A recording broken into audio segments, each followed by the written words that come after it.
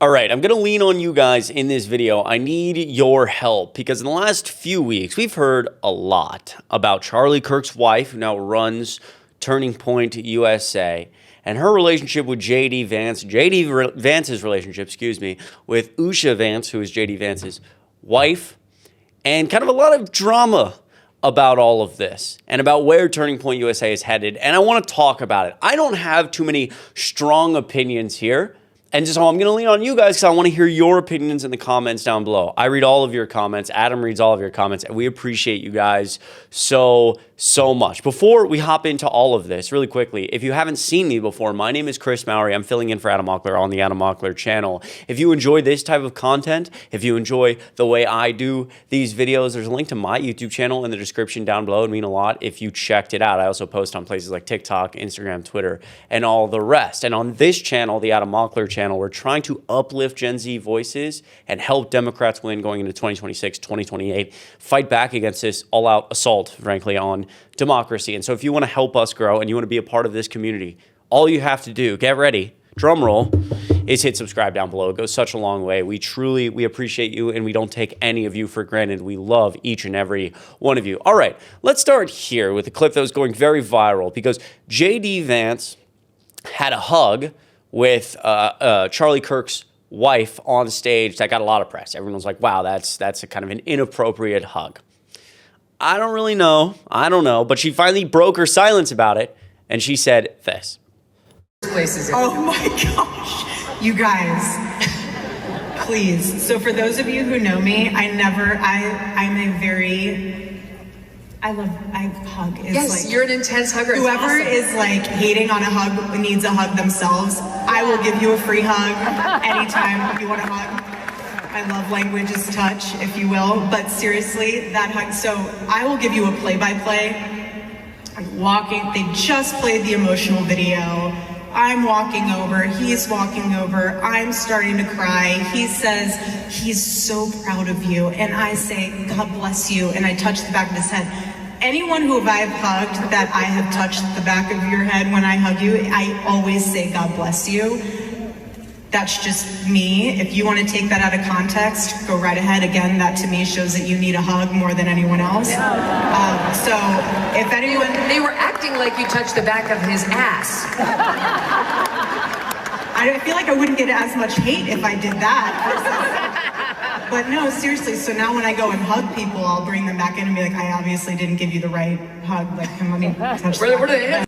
Interesting, very interesting. And if you don't know what she is referring to, let me pull this up. This was the picture that, again, got a lot of press. This is Erika Kirk, Charlie Kirk's wife, hugging JD Vance, touching the back of his head, and then, them essentially sharing a moment. And if we go and we listen more about how Erika Kirk has talked about JD Vance, a lot of people speculate that she seems to very much like JD Vance. Now, I'm going to pause here for a second.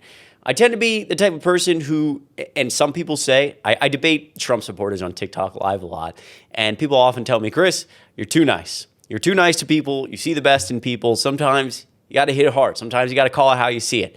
This might be another one of those scenarios. Obviously, I can only imagine what Erika Kirk herself has been through and what happened with Charlie Kirk.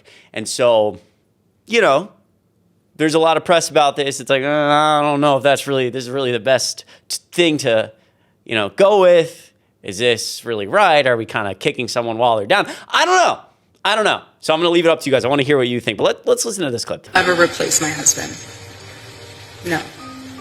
But I do see some similarities of my husband in JD and Vice President JD Vance. I do.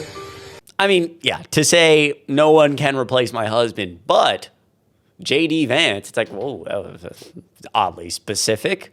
Interesting. The other thing that's interesting about this, not so much drama related, but actually politics related, is Erika Kirk said over the weekend that Turning Point's support of Vice President JD Vance in a possible 2028 presidential election bid is, quote, in the works. And so, like, you obviously see if they have any type of close relationship, personal relationship, they're obviously at least close somewhat. Erika Kirk, clearly in whatever capacity, looks up to JD Vance. And so, like, Turning Point USA is huge. They mobilize so many voters, especially young voters. And if they're going to throw all their support behind JD Vance because Erika Kirk now runs Turning Point USA, I mean, that's something that Democrats should be aware of, should be preparing for, especially because one of the things we do on this channel is we try to mobilize the youth, talk a lot about, we're Gen Z, right? And we try to talk to other Gen Zers and we try to, push kind of the opposite message of Turning Point USA. And so this is something to be aware of. The other press around this is that Usha Vance in recent days has been seen without a wedding ring. And I keep seeing people make videos about this. I see it on TikTok. If you line up photos of Usha Vance, who's JD Vance's wife,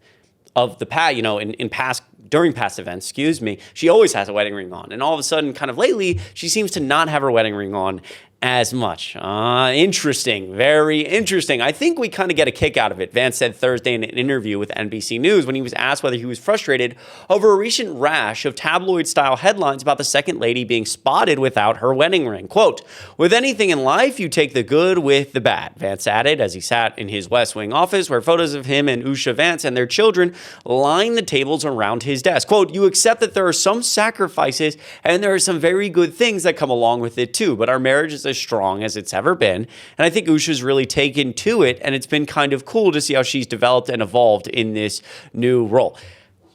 That's a weird paragraph. Okay, that's a weird paragraph, and I've made videos for you, and you might have seen them. Or Adams, I'm sure, has talked about this. Of JD Vance, I hate how he publicly talks about his wife. I'll be 100% strong on this stance, dude. The way he talks about his wife, he's like, yeah, I hope one day she comes to the Christian faith, but obviously we just let God deal with that. I'm like, oh my God, I don't love that. It's like you're sitting on a stage and you're being like, my wife is wrong and she doesn't believe in the right God. And if she doesn't turn her way, she'll burn in hell. But hopefully one day, we just leave it to God. And I love her so much regardless. I don't love that. The other thing about Erika Kirk here is that her political takes are not very good. They're not very good. Erika Kirk notes that Mamdani appeals to single women in particular because he promises government will provide the kind of support a husband normally would.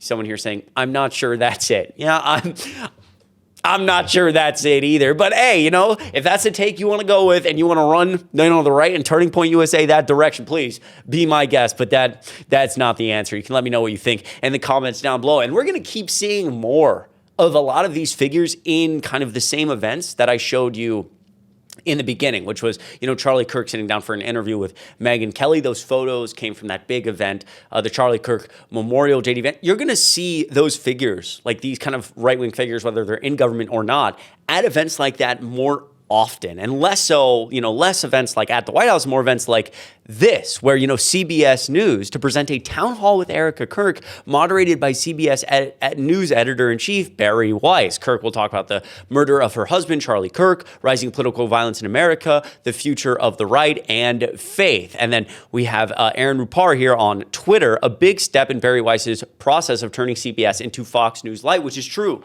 A lot of these media conglomerates have just folded straight to Trump. We see CBS turn to Barry Weiss, and they're very much going to start churning out very right-wing stuff and angles, right? And it's hilarious now because they get to do this while simultaneously claiming that the entire media is owned by the left, which is absurd. And so something we need to be careful of. The last thing I'll say here with all this drama, to add one more piece into it, is one of Charlie Kirk's longtime friends, like one of his best friends, Candace Owens, has been talking about this relentlessly and frankly has gone off the freaking deep end with this stuff. And a lot of people asking if she's okay. And I never like to be that person who's like, are you okay? Like mentally okay? But I mean, if you've seen Candace Owens stuff lately, it's crazy. And I mean, she was one of Charlie Kirk's best friends, so I can only imagine how Erika Kirk feels about this and kind of where the truth is and where the lies are, etc. Let's take a listen. I want to know why rappers like The Game are asking more meaningful questions about the death of Charlie Kirk than his close friends over at Turning Point USA, because The Game just dropped his song. It's Friday. And he asks the question explicitly, who killed Charlie Kirk? And on that same note, Blake Neff of Turning Point USA has now come out and said that it was Erika that directed them to have this live stream. And so now I want to know, did she sign off on that letter where, we are getting now referred to as Antifa because we won't stop asking questions about what happened on 9/10? Did she direct that, very insincere, he uses the word direct, insincere offer for me to come join them in a live stream? I need answers to all these questions. Plus, boys wearing maroon, too many of them on the day of 9/10. We're going to get into all that. Join us by hitting the link below. I just want to be clear here. She's referring, when she says 9/10, she's referring to the day that Charlie Kirk lost his life. And in that, she's referring to like suggesting in some way that Erika Kirk doesn't want like the truth to come out, that she like, you know, Erika Kirk is basically attacking Candace Owens because Candace Owens has all these conspiracies about it. I mean, oh, Jesus. I guess it makes me think I'm like, oh, I don't want to kick someone while they're down. I mean, again, this was one of Charlie Kirk's best friends. So it's kind of crazy to think about. Let's look at one more clip. I miss Charlie going on dates and the girls that he liked and me always being the wing woman and him asking. This text message is one of my favorite text messages between me and Charlie when he was getting ready to go on a date. And, you know, he didn't date many people. And he was just kind of in love with this girl. And he was asking me, should I wear this? And this is the text message. It's so sweet. He said, do I have to change this shirt? And I wrote back, yes. And throw it away if you can. Charlie. And he writes, okay. Why are we sharing those details, especially in relation with what's going on, you know, with Erika Kirk? Why are we talking about Charlie Kirk dating? You can see she's kind of like trying to gloss. She's almost like trying to take a shot without taking a shot. I don't know. This is all mad. It's all crazy. Let me know what you think of all of this in the comments down below, and Candace Owens, because she is really losing it. Look, my name is Chris Mowrey. I'm filling in for Adam Mockler on the Adam Mockler channel. If you enjoyed this type of video, there's a link to my YouTube channel in the description down below. Like I said before, make sure you subscribe to the Adam Mockler channel. And look, I want to say really quickly, I'm proud of each and every one of you. This is an exhausting time in politics, and you're killing it. You're killing it. In whatever way you're, keep staying involved. In whatever way, you are either watching videos, you watch this video, or I don't know, you're reading the news, or maybe you're having conversations with friends and family, or maybe you're, I don't know, sharing videos, maybe you're posting videos, maybe you volunteer somewhere, I don't know, in your community. Maybe you don't talk about politics with anybody, but you just watch a couple of videos here and there. Regardless, you're doing more than 95% of Americans right now staying informed, especially during a crazy time. And you should be proud of yourself. Give yourself a pat on the back. Do something fun this weekend. I appreciate each and every one of you. I love you a lot. Let me know what you think of all this in the comments down below, and I will see you in the next video.